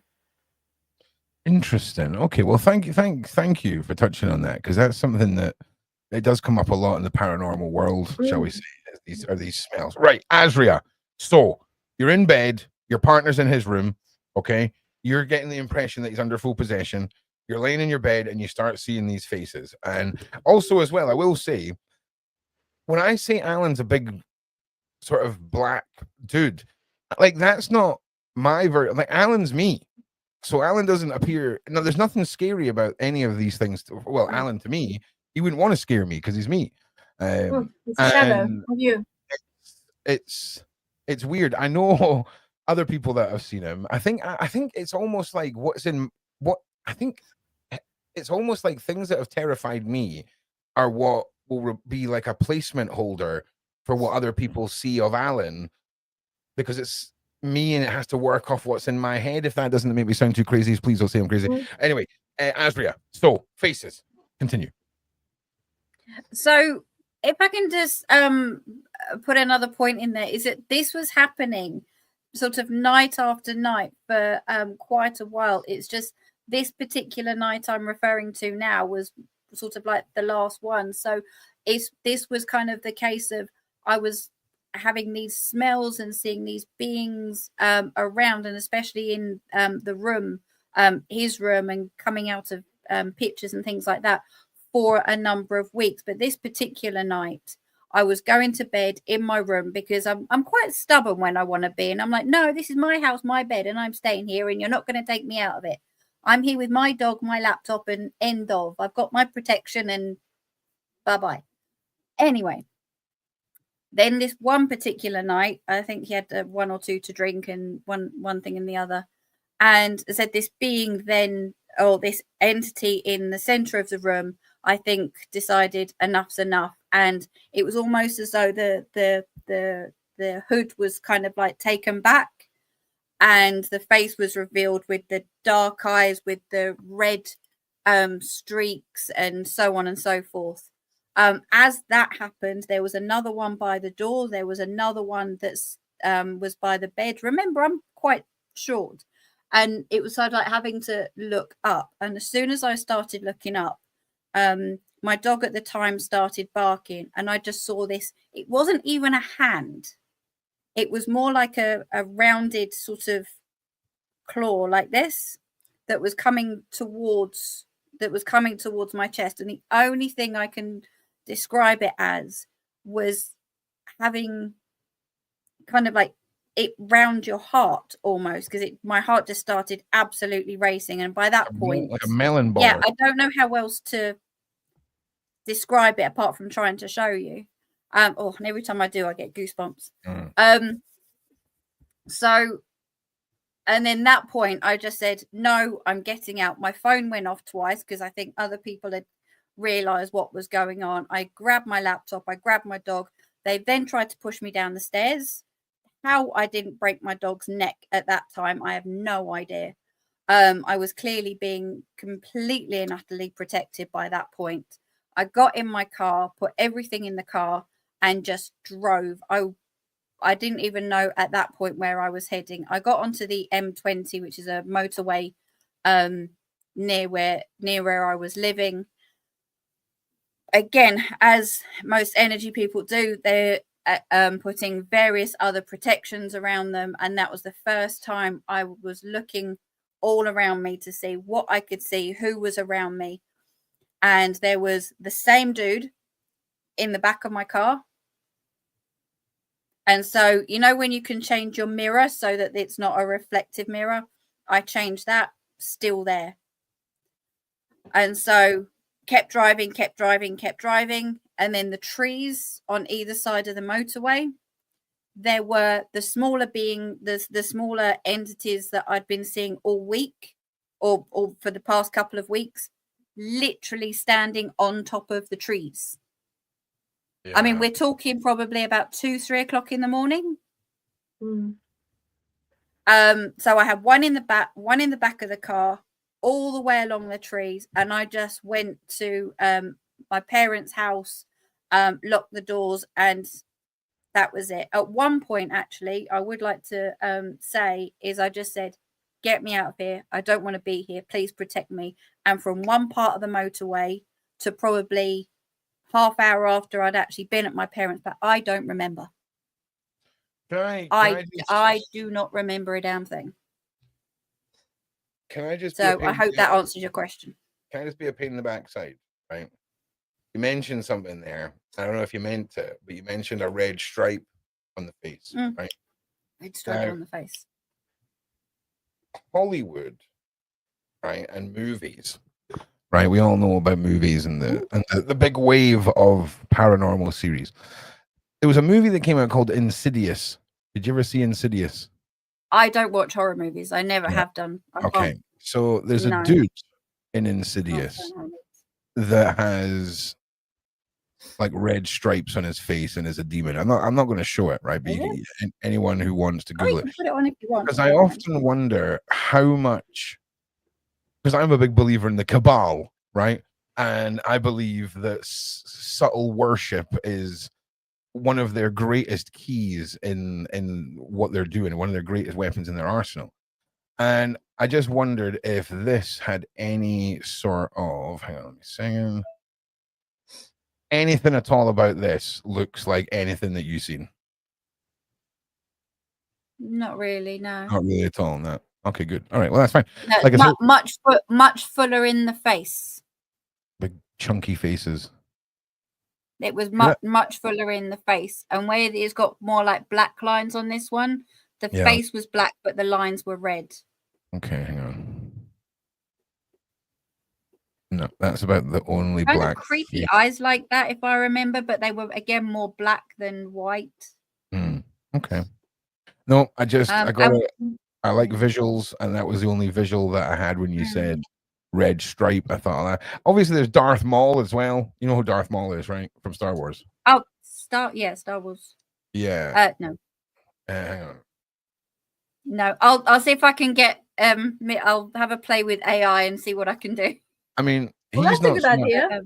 He's not so much a demon, right? He's a Sith Lord, right? Obviously, but it's Hollywood again. But I think you're going to say the same thing about this as about the last one, whereas it's not really. No, that's fine. Okay, no problem. No, they're way worse than that. Way worse. That's why I ask, because anytime something nerd clicks in my head, I often think I'm going to ask, because one of these days you're going to be like, oh, that, do you know what I'm saying? So I do like to ask, and that's a mad story. I mean, I just tried to give you the snippet version. Obviously, this went on for a number of months. This went on for various nights. There's other bits that I could fill you in on, but very much picking up on kind of like the whole car scenario that was kind of like the lead up to the car bit, and then there was other car incidences, because cars are, if I'm okay in saying, are kind of one of the places that is very much open. So again, when we're looking at protecting ourselves, not only protecting our homes, but looking at our other places as well. So cars or motorbikes or whatever the case may be. But I don't know if there was anything in particular that you wanted me to mention around those car journeys, Beverli, because I know obviously we've spoken about them at length. I think that was the main area, was to just share, as the viewer had asked, what is one of the experiences that really stick in your mind as being one of the weirdest, but I think close shaves that you've had. So I think that would probably be one of the ones that, yes, luckily you had parents to run to, and they could protect you, because they obviously know what they're doing. So, and particularly your mum. So I think at least you had that protection to go to, which is always a blessing. We had it's been a blessing for many years. We had an interesting one the other. We've been having. I very nearly phoned you at 1:30 in the morning the other day, Beverli. Because obviously there's nothing nasty in my house, right? But something that's really friendly is terrifying Nova, right? And I put it down to the giants' faces. Like, I just imagine this big giant looking down to look at this baby with this huge big head and all the hair and all the teeth and stuff like that. Just big, right? And it was freaking her out. So I was like, no, I'm not going to call Bev. I'm going to fix this myself. I know what I'm doing, right? I know what I'm doing. So obviously everyone's going to be like, you need to sage. Sage just makes me sick, right? But what is the little bit of wood, Bev? It's Hawaiian wood, and it kind of smells like coconut, right? I can't remember what it's called, but that's what Palo Santo. Thank you. Palo Yes. Santo. So I took some of that, and I took some of the heather that was part of the flower arrangements for Bria's funeral, like the dried lavender. Sorry, not heather, dried lavender. Mixed it all together, lit it, done my whole routine. And I swear to God, man, it has been like normal baby newborn routine ever since. Napping all day, waking up, having a feed, sitting up for half an hour, passing out again. And she stopped because she's fixated on the fairies. The fairies and her are getting on great. But I just think these big faces. So I was just like, you can choose now what you can see, my child, because everything was just coming in thick and fast. And it's like a different Nova. It's weird. It was a wonderful moment. But I do feel bad because I know none of them were trying to scare her or cause any harm. But but also remember, you got to remember too, with the soul, that the soul of these babies, when they come through, it's quite a shock for the big soul to be squashed into this wee little tiny package. I used to talk to all of my children when they were little, when they used to have this crying fit, and the little feet used to go up and the little hands used to be and I used to say to them, I know it's hard to be in this tiny body, but speak to me with your mind, because I will explain to you that this is where you are. You've chosen me as the mum, and you've chosen your dad as your dad, and you're going to just allow yourself to be in this body, because they are adjusting their frequencies. And especially with their little hands, when they pull the fists and they start crying, and the little feet go up, and the little feet are up near the tummy, because it's very difficult to go from a big body into a really wee tiny little body. So if you speak to her that way, allow the energies to change as well, so that she can allow herself to stretch, allow that energy to move and to be open, because they can hear you. Oh yeah, well no, I talk to her with my mind all the time. Like I've actually had intelligent responses from all that stuff. But she freaked Dan out when she was at her mum's, right? So she's sitting and she's just looking and watching the ceiling friends, as Dan calls them, right? And she said, "Oh, Nova, you've not looked at mummy all day. You're just looking at your ceiling friends." And she said it was like something took her over, turned her head, looked her dead in the eye, and then nodded 3 times. right? This is a newborn who can't hold her head up, remember, nods 3 times and then puts her head back to exactly where it was and then goes back to looking up at the sky, up at the ceiling. And she absolutely papped herself, right? Like, absolutely. Yeah. And then Alan's symbol, right, appeared on the wall as like a big. It was obvious. It was the way that the nightlight was catching something on the desk, and it was casting a shadow. And then she sent me a message. She's like, "Oh, just so you know, Alan's here." And I'm like, "Yeah, Alan's. If you're not here, Alan is wherever you are. Okay, like Alan's not going to hang about me if you're not here. Do you know what I'm saying? I'm all good." Is that the picture that you sent me? Yes. Yes. It was. Yeah, it was a Crazy. Fantastic. You should share that picture because I'm sure everybody would love to see that. That picture is awesome. It's a fantastic picture. And one of our viewers had sent through a picture as well. I've just emailed it to you, and she sent a picture of what she's captured through the doorbell. You know, the ones that have got the camera on. Hang on, sorry, hang on 1 second. You need to let me. My brain is looking for the image that I sent you, and then we'll get to the next thing. Otherwise, my brain just can't take it all in. Just give me a second. Yeah, let me. Right, here we go. I think I've still got it on my phone. I can I've got it here. I've got it here. Have you got it? Okay. Yeah. So there's 2 photos I need to show you all. First, well, it's actually it's video, right? So this is the wall in Dan's mum's house. Lord of the Couch. No, not Lord of the Couch. Look at this, man. It's crazy. Okay. And then look at the little guy. There's the Lord of the Couch. Look at the guy. That is Joe Pesci. I don't care what anyone says. My daughter is a tiny Joe Pesci. Also, look at the size of her feet. Her toes look like fingers holding on to my finger, right?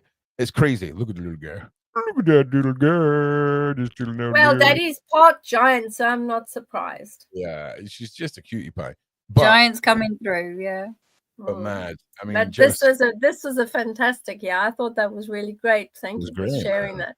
But there we go. It's perfect. Crazy. It's crazy. Well, listen, we're getting to our last 5 minutes, everybody, and I just want to say, right? I love learning like we did. Actually, I've got a couple of follow-up questions. So, when all of this came to an end, like, what was the recipe that needed to be used to deal with all of this? Because, like, I'm assuming the recipe would coincide with where they come from, right?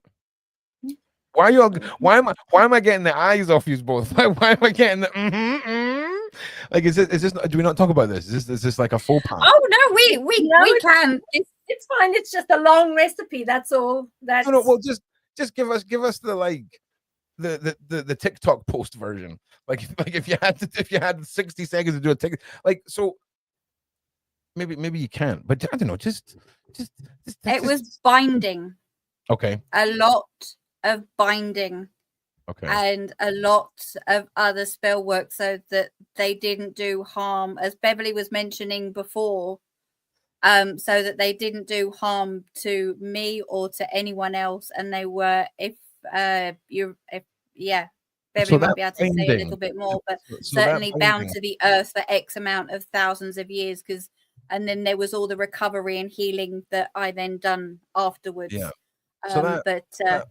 With the entities themselves.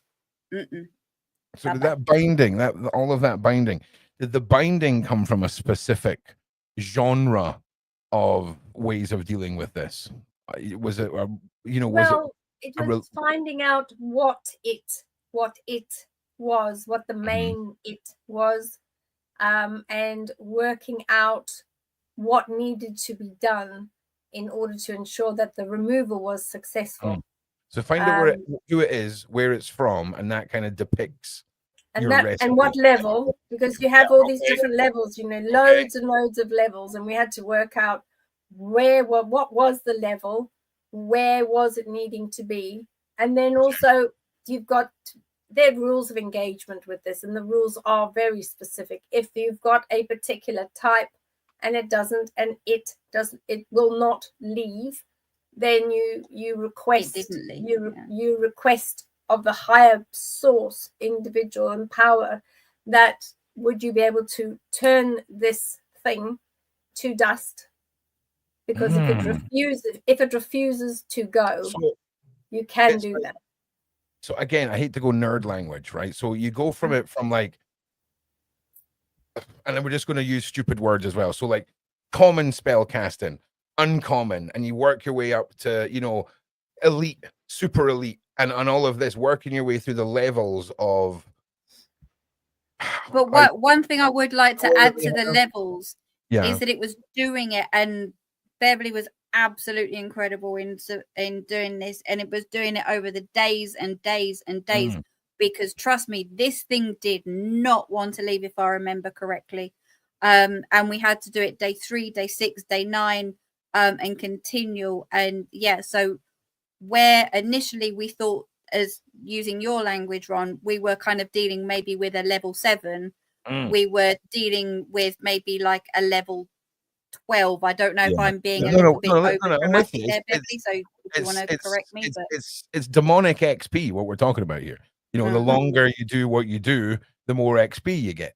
You know what I'm saying? And that's crazy. So you've got to go through almost a check. And when I say checklist, I mean full binding spells, rituals, whatever. You've got to go through all of those stages until you hit the right one. Damn. Also, can I just say, somebody just asked about something that I didn't even know the word of until today, and I thought it was quite interesting. Here we go.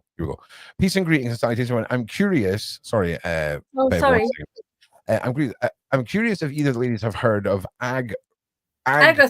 Yeah. That's the middle of the earth. I learned about that today. That's the holes. That's the holes, Joe. That's the holes. Mad, right? And you know, there's apparently a race of giants that live down there. Right, there is, yes, very nice to do an RV session on Agatha.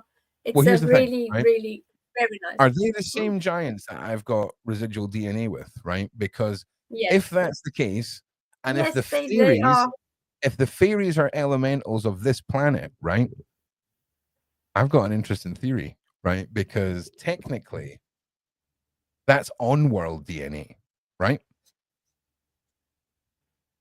Because it's this, because these things exist here, right? So I'm not. Listen, just bear with. Just follow the madness, Asria. Follow the madness here, right? So it almost makes me feel like the people that, or the attachments that I have, the two major ones, could still be here. They could be still living out an existence in the center of the earth, right? And to me, it's like, is my great uncle like mulling about in the center of the earth here, right? And then it makes me feel sleeping. They could be. Then it also makes me feel like, well, are they just like really old center of the earth people, right? Because if that's the case, I feel like I've got quite a claim over this planet, right? I'm just saying, because my ancestors could still be at the center of this earth, just mulling about. Not interdimensionally, not spaceshiply, just living their life in giant land in the middle of the earth with some fairies mulling about. I'm just saying. And that's what it sounds like this place is. Or they could be sleeping. Or they could be the sleeping giants, because they're sleeping giants as well. Well, I didn't know about them. It could be them too. I could have a sleepy uncle. But I'm telling you, I am so serious about these damn fairies and giants, Asria, since I met you, and I tell you now, fully invested in the off-world reading, right? Like to a biblical stance, right? Because it just is. And I tell you something else, man. Tink was like, I'm going to do the full number thing, the thing that we do with Danny, right? I don't really understand. And I said, understand? She's like, send it over. And honestly, this creepy little pixie lady sends me back a bunch of stuff. Now, 98% of it you could put down to like crazy person on the internet going through hundreds of hours of live footage. But there was two things that for my whole life I've never said out freaking loud that are written in this freaking thing from Tink. And I'm like, you're a little rascal. And I mean, mad. I mean, one of them, she even says, this is a mantra you use. And she says it. And I have been saying this in my head since I could say words in my head, right?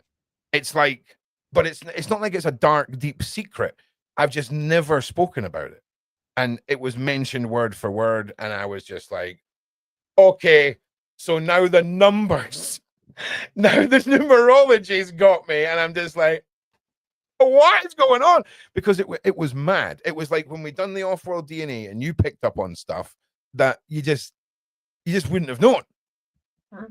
It was wild. No, so I hadn't met you by then. So no. Right. So, and again, I am just fully invested, man. I am so invested in all of this. That's why I get so questiony. Like, the stories are great. Maybe I should learn to just write down the questions and at the end of the story ask the questions. That's all right, because at least we know that, you know, Tink is going to come back next week, and she wants to do some live water reading and scrying, so that she can show everybody that this is how it happens, and this is how the elementals speak to her via the water. So, I mean, if anyone's got any specific questions that we can put forward, then absolutely put them in the Discord or put them in the chat for next week. Yeah, I just want to also say, if there's a lady called Pamela watching, I think your name's Pamela, but on the 20th of January, you sent me a present on PayPal that I hadn't acknowledged because I hadn't seen it. And I just want to say thank you very much. And I will thank you again, and I will check that your name's Pamela as well. Listen, join the Discord. Wait for Thursday.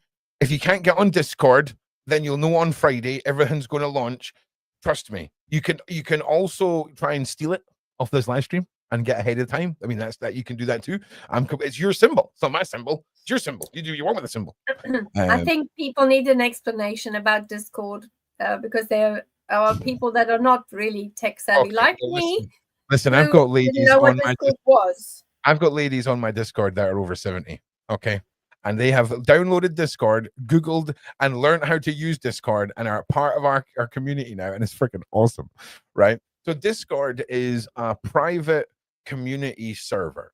So if anyone remembers the 90s and remembers what a forum looked like, where you went on and there was a list down one side that was like pictures of cats, pictures of spaghetti, holiday pictures, whatever. And you would click on it and there would be a series of posts from people. It's like that, but also with a living DM built into it. So, your feed, how your feed's a live thing. As somebody posts on it, your feed is getting bigger. It's like that. It's just like an active community that the posts are happening live. It's not a website. It's a private server. And the server that's set up for Thursday is very much a server that is going to be used for keeping you guys informed about the events.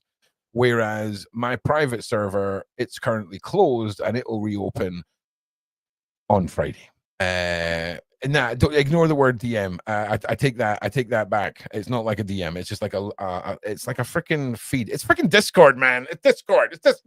They've got adverts. Google that shizness. You'll educate yourselves. I believe in you. But just get ready for freaking Friday, man. It's going to be wild. Are we allowed to say, Ron, what we're going to be talking about? Because no, not yet. No, nobody's getting to know anything. They're already little greedy, hungry, little greedy side chat greedersons. Give me the symbol. Tell us more. What's Discord? No, you little greedy side chat. No, I'm kidding. We'll get a chat room. That's a yes. Okay, so a chat room, but that's community based with rooms with topics and voice chats. But it's also got direct messaging built in. And a way to add friends. Yeah. We've got a lovely comment here from Wendy. She says, so excited and proud.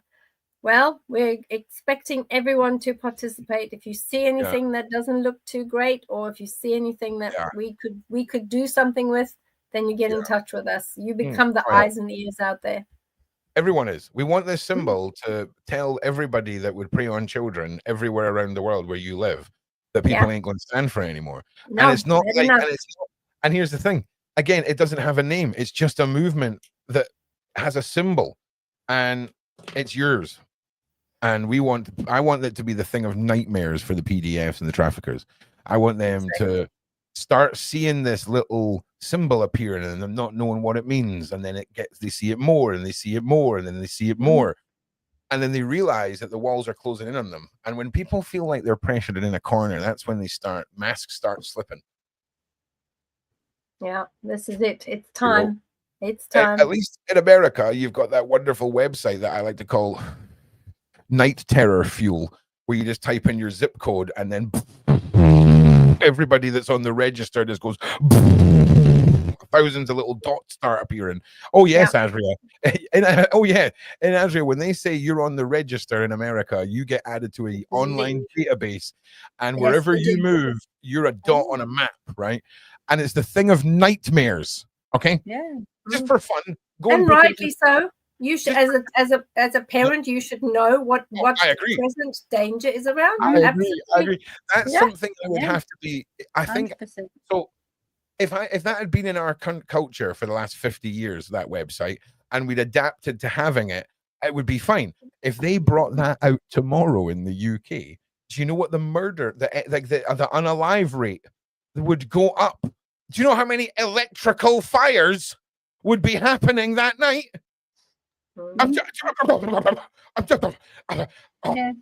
Especially in certain areas, definitely. I'm just saying, man, it would become a weird game that people would play in the pub on a Friday. It would be nuts, right? So it's a thing of it's great. We should have that facility, man. But I'm just saying things would go a bit mad the first year of release in the UK. So just go and pick an Airbnb, Asria. Be like, oh, I'm gonna have a fantasy holiday in my brain. Pick an Airbnb and then take the zip code of that Airbnb and put it into the website and be like, actually, nah. Stay away from that one. That's it. Camping's good. Camping's good. That's your best hope. That's it. But also we've got the RV groups. You know, we've got the Remote Viewing Alliance as well. That it will also be part of this, and they will also then go and do some looking, shall we say? Yes, and decadent hair, fabulous hair. Mamas and Papa Bears are coming, man. Everyone should be coming. I love that. Yes, Mama and Papa Bears are coming. I love that. Thank you. So that is just the sweetest thing. Thank you, everyone in the chat. The trailer that you watched today will be live tomorrow across various channels across the internet. The web page will be live tomorrow. Go to the web page. You can download a press pack that you can then email to any mailing lists you have. You can forward it to anyone who you feel has an audience that could upload it and push people to watch the show and all that kind of stuff. And I just want to say thank you to all of you. You've been so patient waiting for everything being set up and all the rest of it.